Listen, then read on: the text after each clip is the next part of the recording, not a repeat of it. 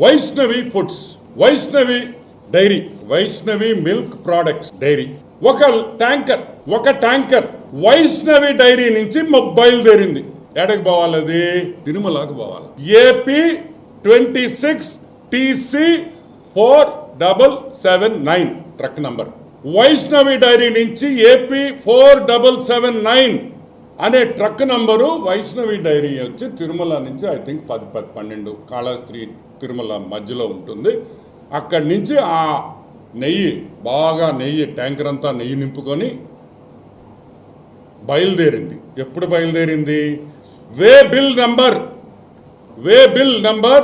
1518894060707 ఈ వేబిల్ నంబర్తో 27/2000 అంటే జూలై 2 6 గంటలకి వైష్ణవి డైరీ నుంచి గీ నింపుకొని ఈ ట్రక్కు బయలుదేరింది. ఎక్కడికి బయలుదేరింది అనే విషయానికి వస్తే డిండిగల్కి బయలుదేరింది. తిరుమలకి వెళ్లాల్సిన ట్రక్కు గూగుల్ మ్యాప్స్ వల్ల తప్పుదనం అయ్యి, గూగుల్ మ్యాప్స్ పాపం డ్రైవర్ గూగుల్ మ్యాప్స్ పెట్టుకొని దారి తెలియకుండా 50 కిలోమీటర్లలో ఉండే ఆ గోవిందుడి దగ్గరికి వెళ్లాల్సింది పాపం గూగుల్ మ్యాప్స్ తప్పు చూపించి నేరుగా ఆ కృష్ణగిరి సేలం నుంచి డిండిగల్కి వెళ్ళింది. 506 కిలోమీటర్లు. వైష్ణవి డైరీ నుంచి దిండిగల్కి 508 కిలోమీటర్లు. సరే, దిండిగల్ ఏఆర్ ఫుడ్స్కి చేరింది ట్రక్కు. మళ్ళీ ఏఆర్ ఫుడ్స్ నుంచి అదే రోజు, ఏఆర్ ఫుడ్స్ డిండిగల్ నుంచి అదే రోజు మళ్ళీ AP 26 TC 4779 truck number, waybill number 511673446306 waybill నంబర్తో జూలై 4వ తేదీ 3:27 మళ్ళీ ఏఆర్ ఫుడ్స్ నుంచి బయలుదేరింది. దాడికి వచ్చింది, తిరుమలకి వచ్చేసింది. 2 వేబిల్స్.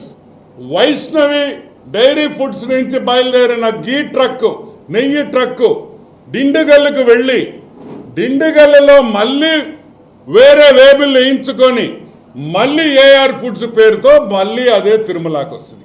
అంటే 1000 కిలోమీటర్లు. 50 కిలోమీటర్ల డిస్టెన్స్లో ఉన్న తిరుమలకి వెళ్లాల్సిన ట్రక్కు తిరుపతి నుంచి డిండిగల్కి వెళ్ళి డిండిగల్ నుంచి మళ్ళీ తిరుమలకి వస్తుంది. ఈరోజు మేము అడుగుతున్నాం అంటే ఏఆర్ ఫుడ్స్ అనే కంపెనీ ఏది నెయ్యి సరఫరా చేస్తుందో, ఏ కంపెనీ నెయ్యి సరఫరా చేస్తుందో వాళ్ళకి సప్లయర్లు వైష్ణవి. అదే విధంగా ఇంకా ఎన్నెన్నో ఇటువంటివి జరిగినాయి అని కూడా నేను మనవి చేస్తా ఉన్నా. ఈ ఒక్కటి నాకు దొరికింది, నేను తీసా, వేబిల్ నంబర్తో తీసా, టైమింగ్లతో చెప్తున్నాం. అంటే ఏఆర్ ఫుడ్స్కి ఈ నెయ్యి సరఫరా చేసే కెపాసిటీ ఏఆర్ ఫుడ్స్కి లేదనే విషయం మీరందరూ గమనించాలి. దానికనే ఊర్లో ఉండే డైరీల దగ్గర నుంచి అన్నింటి దగ్గర నుంచి వేబిల్లు పెట్టుకొని నెయ్యి సరఫరా చేశారు.